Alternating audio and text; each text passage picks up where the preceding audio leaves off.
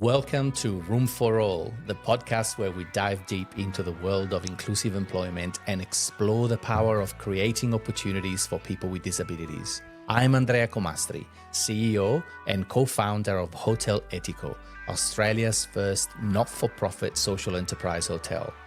And I am Saraya O'Connell, COO of Hotel Etico. Together, we'll be your hosts as we talk about the importance of breaking down barriers in the workplace.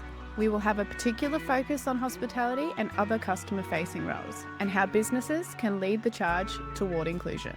At Hotel Etico, we believe that everyone deserves the fair chance to succeed. And we've made it our mission to not only provide jobs, but to build meaningful careers for people with disabilities. On this podcast, we will be sharing success stories, best practice, and inspiring conversations with industry leaders from the hospitality sector, the disability sector, other social enterprises, philanthropy, and of course, our own trainees, graduates, and staff. Whether you're a business owner, an advocate for inclusion, or someone curious about the future of work, this podcast is for you. So come and join us at Hotel Etico, or as we call it, the Hotel California for the heart. A place where once you have checked in, your heart will never leave.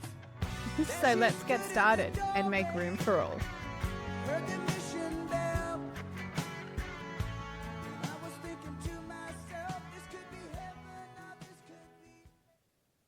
And we're rolling again. Yes? Are we? Yes, we are. We are rolling? And we are Is the welcoming camera rolling? two very special guests today. You've been special for me personally. You've been and looking forward to professionally. this all day. My fellows. Yes. Jane Marx from the Beautiful Bunch and Ninna Larsen from Reground. Yeah. Welcome. Thank you. Thank for having you. us. So good to have you both It's at great to be here. once.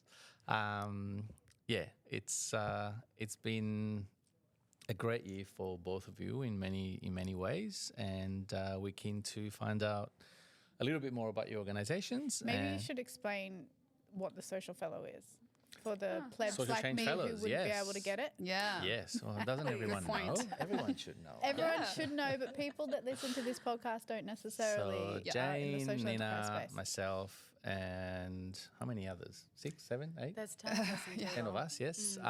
Very lucky social entrepreneurs. We're very lucky to be the recipients of the Westpac Scholars Social Change Fellowship last year. And we've done a lot of activities together, a lot of get-togethers, lots of growing, learning, crying, laughing. I did hear about Andrea bawling his eyes out. Did I? Yeah, you Yeah. told me. You did. Thank you. Did anybody get I it on remember. video? I clocked it. I clocked it. Traveling, learning a lot, and hopefully becoming better social entrepreneurs that we already were. And I think Yep. the most important thing is like a better version of yourself, right? Like it's a lot of, Yes. it's all about self growth. Yes, it is. Yeah, Yeah, you've see? learned that. Yes, Yes. yes. I And listen. community, I And will community, say, yes. Yes. because this is the power of that. I've fellowship. heard about your little group chat. It dings all It the goes off. time, It all goes the off. time. The Yeah. cult. Yep, we have joined the call. We'll talk a little bit about that as well. Okay, so let's start with you, Ninna. Tell us who you are And what do you do? What's Reground? Yeah, great. Well, I'm the founder and director of Reground. We are a social enterprise. I started Reground 11 years ago. We collect coffee grounds. That's how I came into social enterprise, was through my work as a barista, throwing out a lot of coffee grounds straight into the landfill bin, not knowing what the landfill bin was, and then innovating and workshopping what other options would we have for the coffee that I was producing every day as a barista. And there was the Reground model.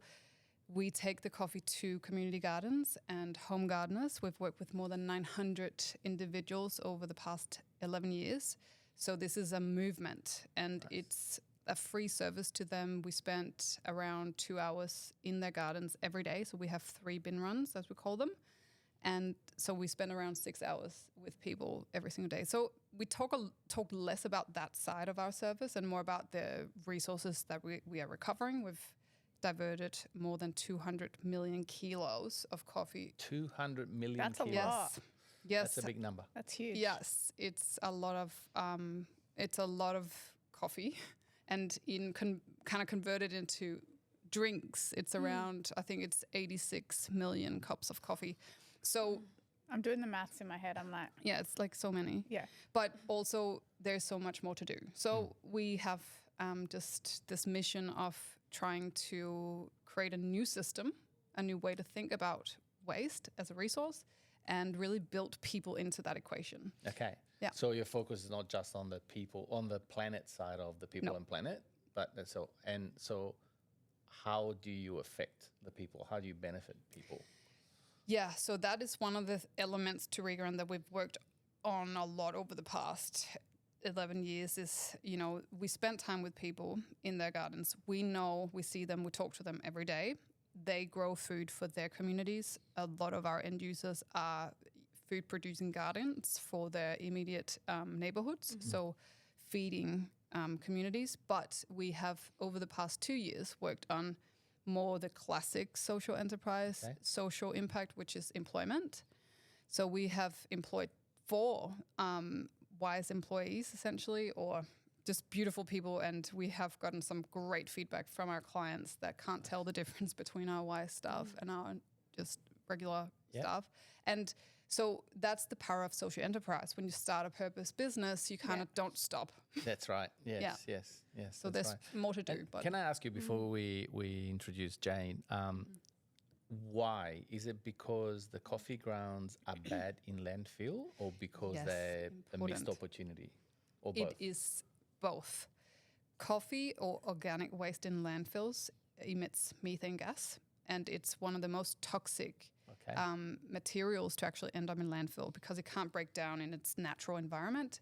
It changes into methane. Okay. Yep. And so it's really, really bad in landfills. But when it goes into gardens and goes into its natural environment where it breaks down with oxygen, it doesn't emit the gas, but it also helps put nutrients back into our depleted soils. So we have soils that are completely dead, pretty much. It needs nutrients. It's food, which is the organic waste. And also it can grow food. Great. Interesting. Okay. Yep. I found out that coffee grounds were really good for plants, and I kill plants. Like Okay. I'm terrible. Yeah. Like my last 2 Welcome to the club. my last 2 houseplants are dead. Andrea's given up giving 2 me. of which were bought by me. Oh, they were dead ages ago. I'm talking about the last 2. Okay. But yeah, so I did it, and I didn't know how to do it. I just put coffee grounds on my plant and completely killed my plant because you have to Do it mix properly, Yeah, right? do it properly. Like there's a way to do it. Yeah. I mean, you can put like a thing on any plant, like water. Yeah. If you put And it too can much kill water it, on a yes. plant, it will Yeah. die. So it's all about I did proportions. it wrong. And I Yeah. definitely did it wrong. Shame. It was.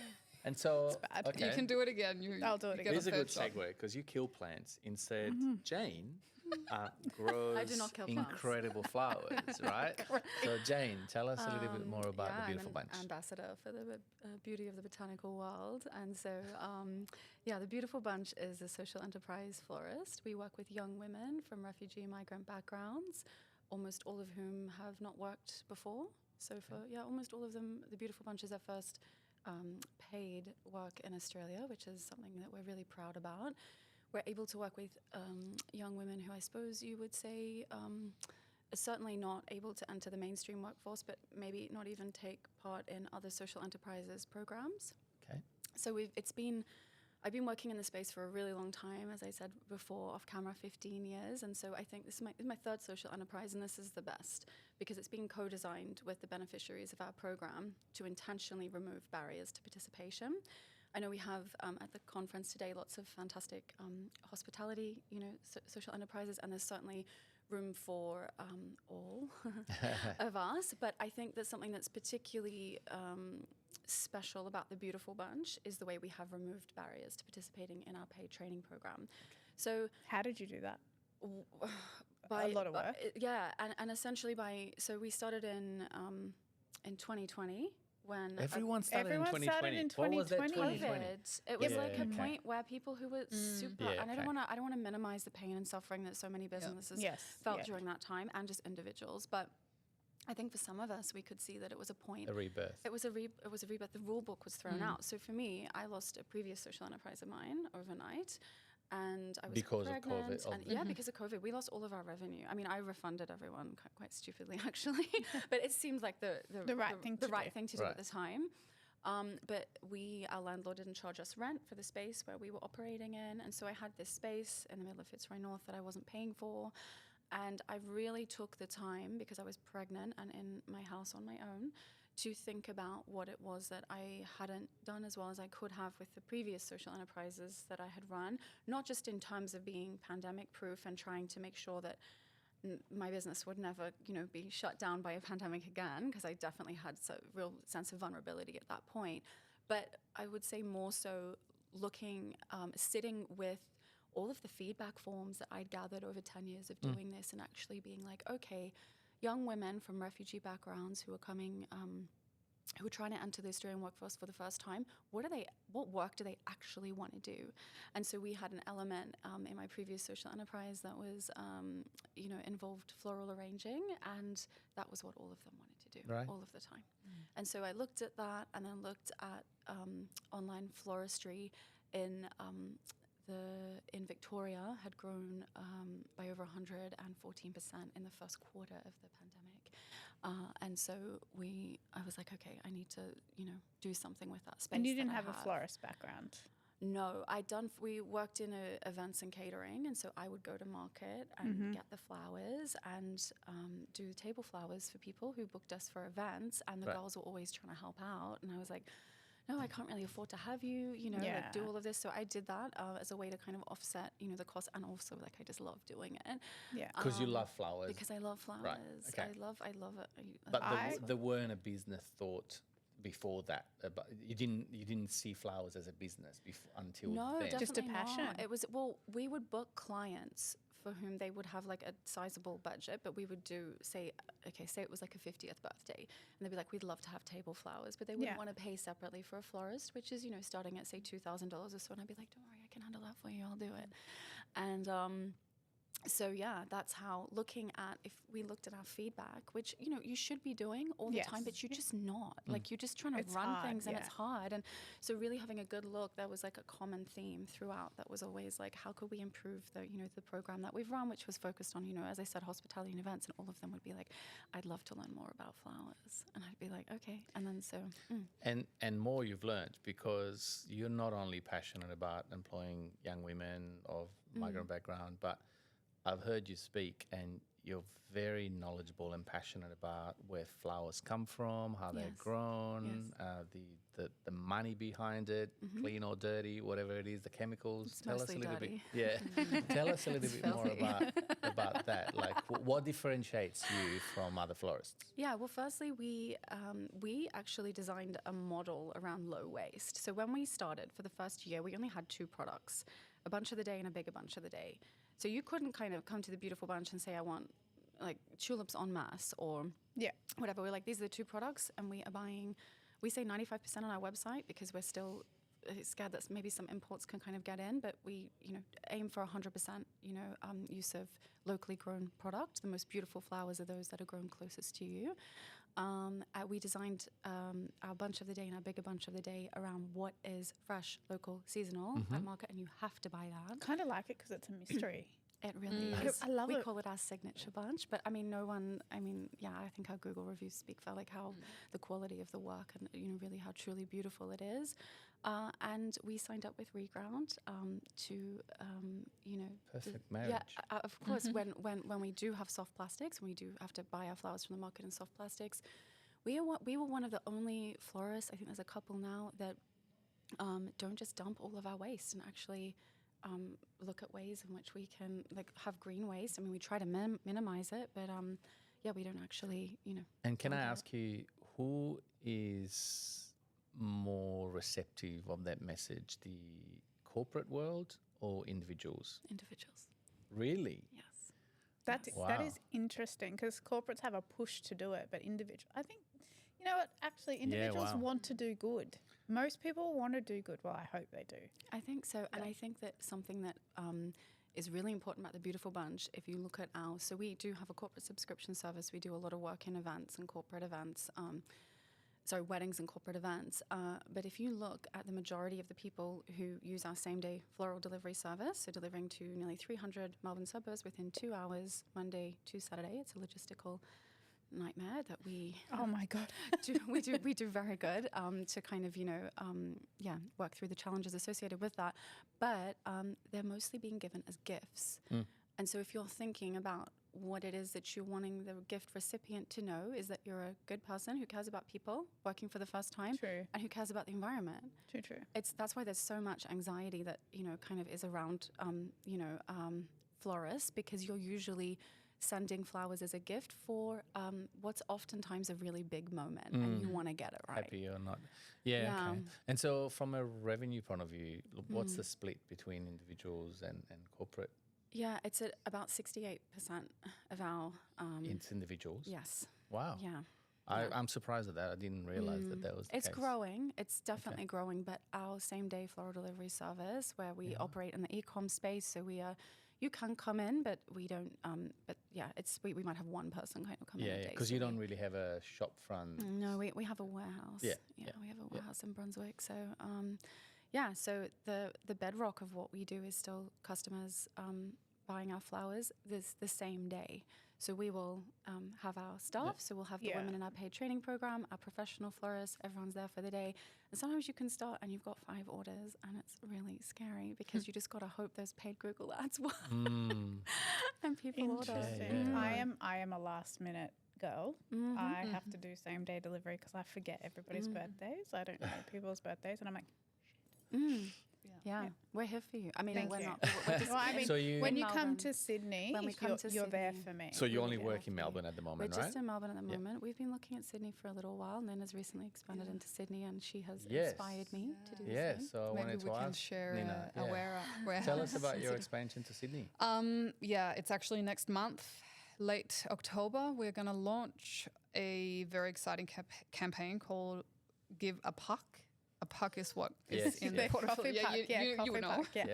And it's targeted at the hospitality sector to mobilize baristas to essentially get their workplaces on board, because though they are our clients, it's going to be really fun. We are having a lot of fun in our team expanding. We've just bought our EV van for Sydney, so that's being shipped up. Something we share, logistics, actually. God, You would need more than one deliveries? van. Not as in you. Like, do you guys? No. I mean, I did deliveries? actually for the first 2 years. But we use a third party courier service, and we have. Sorry, like I'm not going to nerd out on this, but it's actually really crucial. Like that we have our designated drivers, because we know that they're going to not leave the flowers in the hot sun, which was so hard at the start because we just had to work with anyone. And anyway, but logistics. Who would have thought? No, I mean, like, they are the faces of your And business. so what does your it's expansion into Sydney entails? Are you going to set up a team in Sydney, employ new people? Yes, 3 people. We're hiring at the moment, almost done. Got a site in Botany, sharing with Single O, a coffee roaster in Sydney. And so our team will be embedded into their team. So it's a true collaboration. It's really the power of partnerships and good people working together. It's just a complete one-to-one or copy of the Reground model, but we're going to run a lot of the logistics, sort of the route creating exercises from Melbourne, engagement with our end users will come from Melbourne. A lot of that sort of admin back end that we don't want to replicate, because that would be extra costs. So expensive.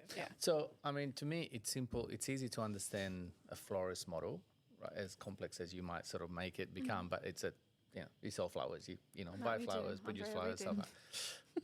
In your case, who... That's a man, sorry. Who pays... That's such a man. We're already friends, so his say. Who pays for the service? Is it the cafe that pays? Yep. The waste producers, as we call them, the people that create the problem. So here in Australia, when you run a business, you pay for commercial waste collection. So we're just tapping into that network. So, and why would they do that rather than chuck them in the bin? Well, it's You can get fined, can't you? Depending on, not really. I don't think anyone gets fined. So I suppose I'm trying to say it's a harder sell than selling flour, right? I don't know. No? I don't know. Okay. I think my pitch is quite strong because it's a diversion of cost. So you're diverting out a landfill into something better in the Yeah. community, and you're not paying the landfill truck to come. You're paying us to come.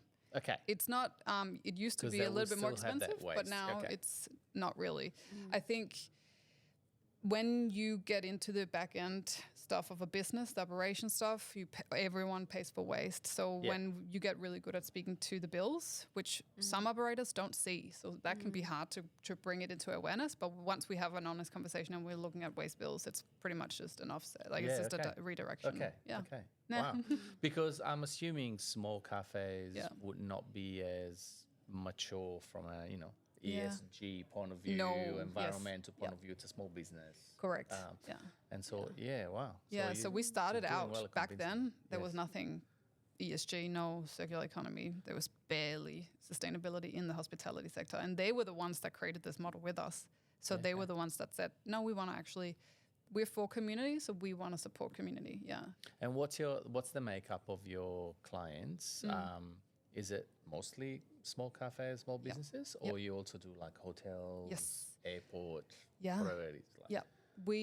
So in the first 6 years of Reground, we were almost like 90% just independently business, run yeah. businesses.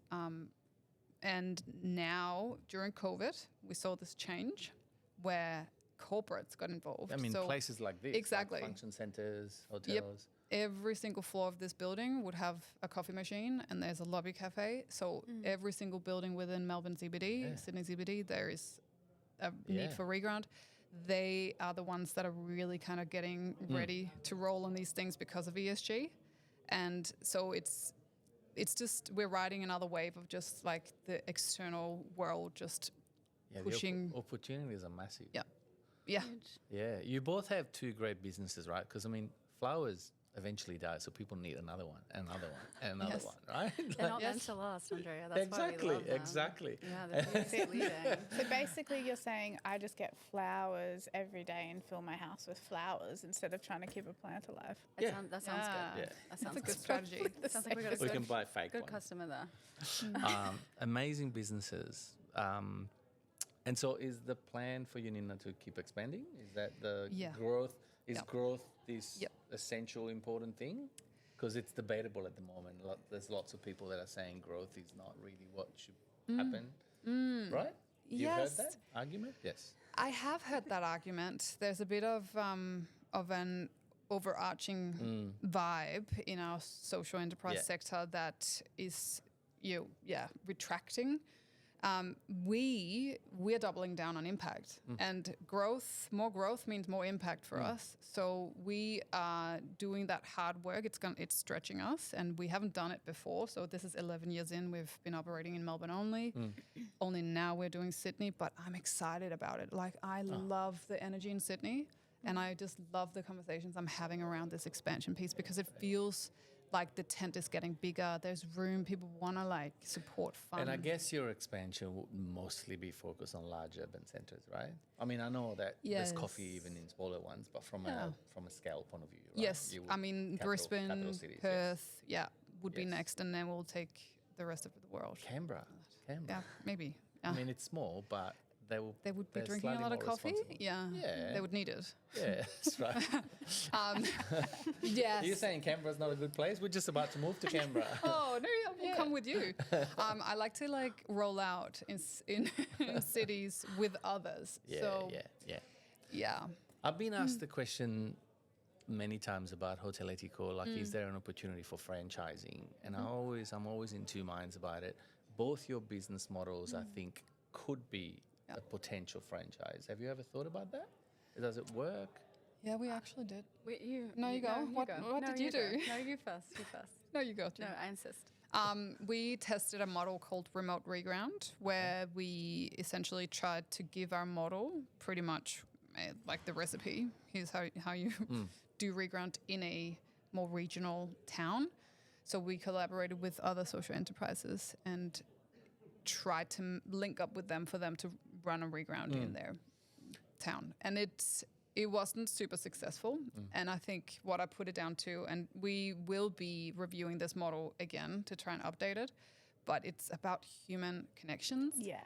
how aligned you are, and that's a hard It's thing. not just a about very it's hard not just thing. about procedures No. and No. rules. You can and read it rule on books. a piece of paper, but unless you're living and breathing it, it's yeah. But then you need to find the right person, the next Ninna, the next. Yeah. Because eventually you'll, Or the next, and I feel like this is the interesting thing, is that, for example, with Single Low, this is a long established coffee roaster in Sydney, and their team it's mostly like surfer dudes. I think they'll like. I don't think they all mind me saying that, but they're like really different to us. Yeah. But we are the same. We love and love Share each other. values. It's just it's Yeah. really fun.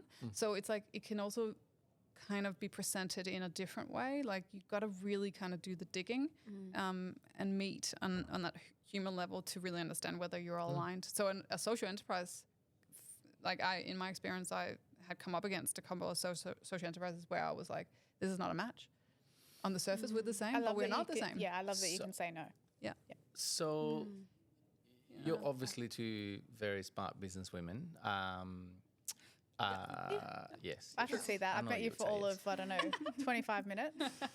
But tell me, do you think that what you do is currently or in future feasible without philanthropic support, donations, or sort of, corporate support in a way that is more than just commercial?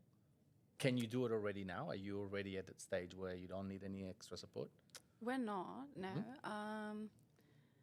Ninna and I spent a lot of time thinking about this. And let me see, I'm trying to choose my words carefully here, Andrea. I knew he was going to throw this question in, actually. I'm surprised you should know him. Yeah.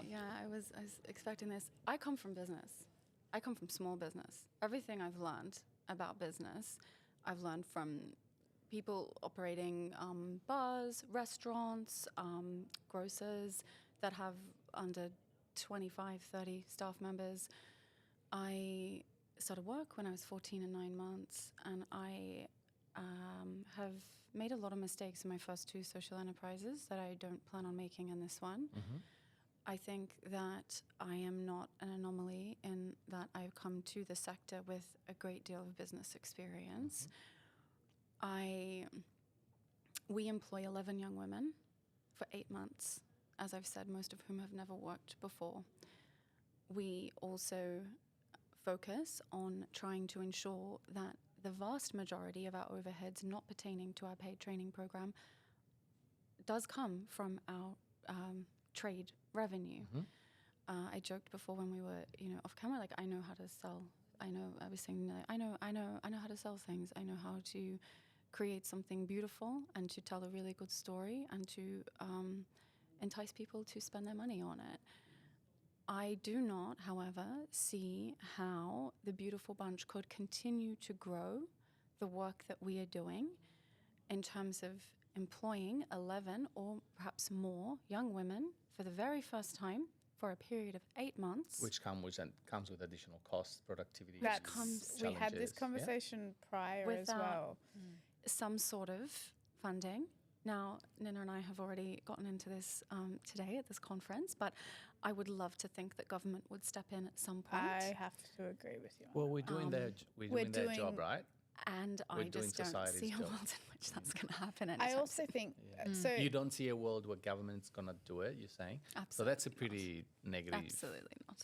well, I they think I'm haven't just- yet. I'm just So a who's gonna do realist it and then? But I- even if Well, sorry, No, Ninna, you you go. go.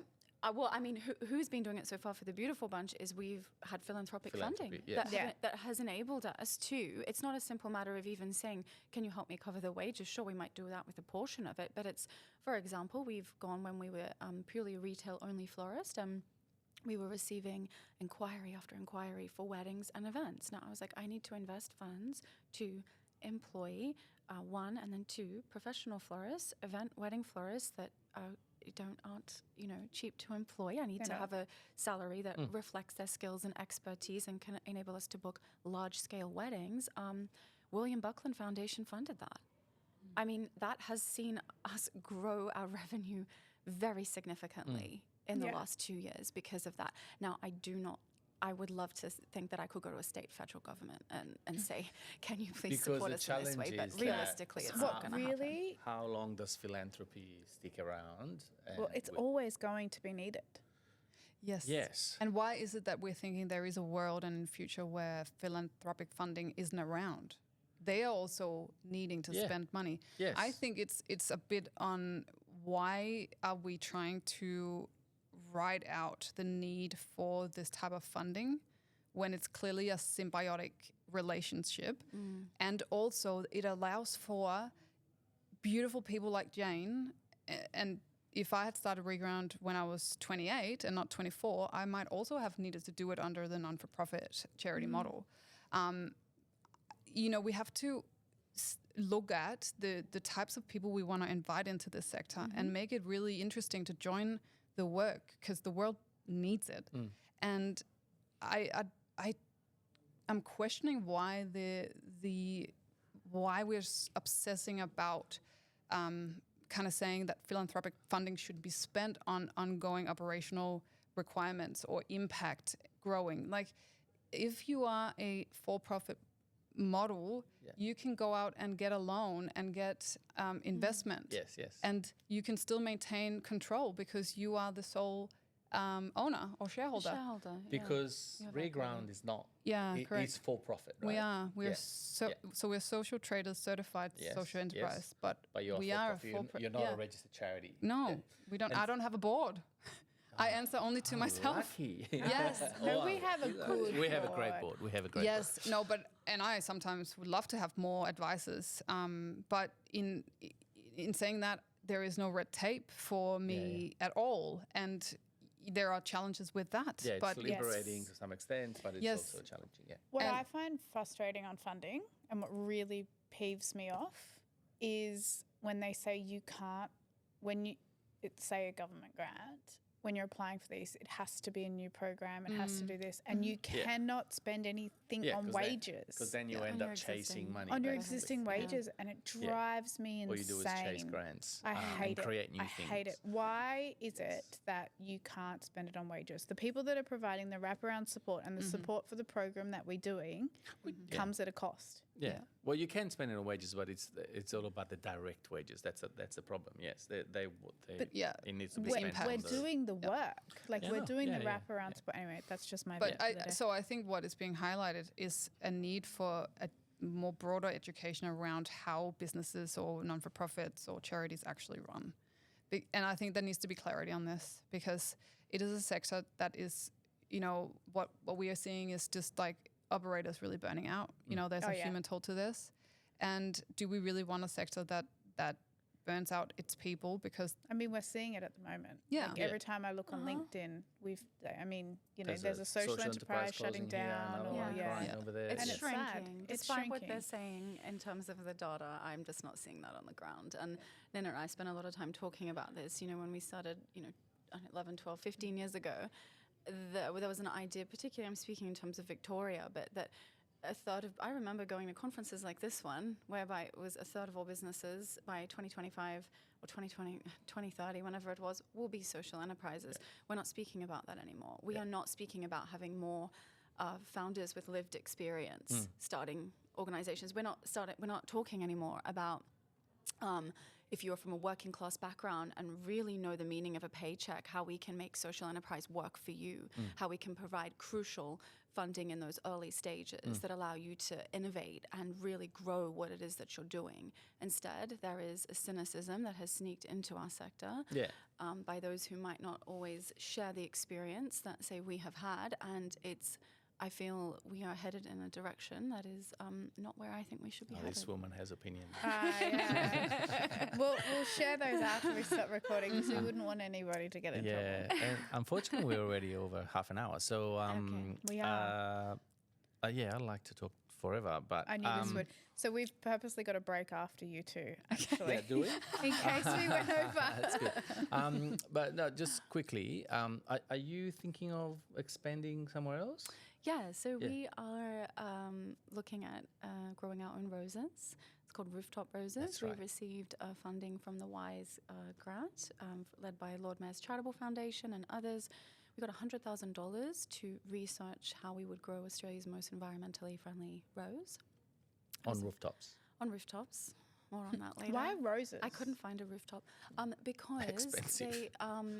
the Where are roses are so over 50% of cut flowers and foliage is imported here, and that number is estimated to be somewhere around the 90% mark for roses. Right. So flown here on refrigerated planes, sprayed with a lot of toxic chemicals, not fantastic working conditions. Kenya and Ecuador, not that there's plenty of others, but a lot of Kenyan and Ecuadorian roses that come in here. And the rose that we have seen an increase in the domestic demand for roses, but a decrease in supply. It's also considered the gold of the floral world. It is the one flower that never goes out of fashion. It's like diamonds it? are forever. Yeah. Roses Diamonds are forever. are forever, Isn't but it there's beautiful? ethical diamonds now. Yeah, well, it's Yes. very hard to find, that in roses. And it's also, crucially, I will say, it's the one flower that if we have a big event season, well, when we're about to enter season now, we can't always guarantee that we can get local supply of. Okay. Everything else we can kind of work around, but roses not so much. So in your case, Jane, expansion is diversification rather than expansion geographically. It's vertically integrating what Yeah. we're doing. So we spend about $500,000 on wholesale flowers a year. We're aiming that number will be doubled shortly, I would say next financial year. And so we are trying to vertically integrate that part of our model, provide more jobs for the young women in our program, so deepen our impact, and really, grow our own flowers so that if you're buying from the beautiful bunch, you're buying from a florist that has grown the flowers and has social impact embedded in that model and strong environmental ethos. And the crazy I thing is learned that so much in these interviews. she Like, does all I did this- not know that. And the crazy thing is that Jane does all this remotely. What do you mean? I fly in. to From Melbourne, where? Tasmania. I was just there. Yeah, No that's wonder right. you want locally grown. That, honest to God, I flew into Special Hobart and I was like, place. this cannot be. Like, I've never been there. It's Everything, the beautiful. cheese, the wine. I ate local the entire time I was Yeah. there. It's unbelievable. You wouldn't beautiful part bear of the the cold world. though. It was all right when I was there. Yeah, it's Yeah, not it as was cold as fine. people think. It Andrea, wasn't- harden up. It's really not that bad. I'm fine with cold. I'm fine with cold. She's not. I'm not She's fine. Oh, like- really? Okay. Yeah. No, No, it's I beautiful. really love Tasmania. I would love to have Hotel Etico in Tasmania, honestly, just because Yeah, it would fit. just I the support that. air Yeah. is fresh. I've Yeah, always yeah. wanted to go, and I planned a big road trip around Tasmania, and then COVID shut me shame. Same down. actually. I lost mine. Yeah. All right. So we spoke about the future. How do people find out more about you guys? Where do they find you? I mean, it's easy You can nowadays, find us. We're very active on social media. Yep. So probably Instagram. You is the got your best place newsletter, to your keep- blog. I've got my newsletter. I've got a Substack. Please subscribe to my Substack. I don't use AI to write You're a anything. great writer. Thank You don't very use much, AI, Andrea. yeah. I don't use AI, and it What takes is me ages. I have a Substack, fluorescence, which means to bloom. Ninna's laughing, but she's one of my first subscribers. It's a So I'll she's beautiful an blog subscribe. newsletter. I love it. it's good. It's It's great. I spend a lot of time writing about it, and I'm trying to share my love of businesses that solve big environmental and social problems with the world. I'm trying to broaden the tent, so to speak, and I have a lot of people subscribing that aren't in this sector. And we have Oh, to good. take your word that you don't use AI. No, I mean you can tell. You can tell Yes. because I write like I speak. There will be typos. Yes. There's no M dashes. No, that's very definitely good. not. It's So very yes, nice. I'm social media or subscribe to Yeah. my Substack. I'll And do what it about after. you, Ninna? Thank you. Well, yes. Online. Social media, website, She loves it. LinkedIn. climbing the cringe mountain Yes, you are, with sweetheart. Jane. Oh, yeah, because Ninna doesn't like bringing her public up. speaking I know. or social media. Is that right? And then you are after this. I you're like to actually be on the behind stage. everything. The camera, just behind the stage, not on But stage. she got so much to say, and people need to That's hear right. it. Yes. I usually generally like behind the scenes as well. Andrea's the face, and I just. And here we are in front of the Yeah. camera. Yeah, but this is different. This is a conversation. Like I've learned so much already, but like I love a microphone and a he camera. does. Just put He it goes to me. He's like, "Oh, by the way, we're emceeing tonight," and I was like, "I I don't, heard. Yeah. I don't You're MC." DJing, I heard. Wait, sorry? You do, M- do MC We're or emceeing the DJing? drinks. We're MC. No, not DJing. No, no, no. That was Em- what they We heard you were DJing. I was like, Ninna, you must stay to dance with me. Yes, we could Andre do is that as well. DJing. You probably could learn it. You and Tex. I'm not very good with Like music. multi-skilled. Is there Wouldn't be something? surprised. One That, final. no, yeah, there's two questions. Two left. questions. Is there something that you want to really say, but we That we didn't give haven't you asked you? the opportunity? This is what happens when you don't have a script. Yeah. But is there something on your talking points that you think we haven't covered? I think we just need to ask really bold, big questions. The sector has to come together and develop a leadership agenda that represents operators. Yeah. And I think that is something that is hard for us because we're so busy on the ground. But We are I think really busy on the ground. It's Yeah. tiring. it is really hard to add that in. But I think without that organising, we will maybe be left out of the vision for what social enterprise can be in I Australia. feel like Ninna is the perfect Westpac Scholar social fellowship candidate, right? She It was really is. designed around She her. really is. She It's true. personifies The all big of the values. picture, And the yes, big absolutely, ideas, she so- does. Well done. Thank All you. right. What's your message? Really, I think Ninna and I are very aligned in this. I would just like to see, a vision for the social enterprise sector that involves bringing more people in that would otherwise start regular businesses, regular small businesses, regular maybe medium to large But businesses. what's the incentive given that it costs us 30% more than anybody Yeah. else? It Yeah. always Exactly. costs 30% The more. incentive is if you look at someone, I know we're trying to wrap this up, but I had $70 in the bank when I started. Now that was no money. I pay the girls through my mat leave wages. So I started with nothing. And I was able to do things like compete in terms of the online space and with our Google ads by going to Philanthropy and saying, I have people bidding on our Google AdWords. They're making me disappear from the internet.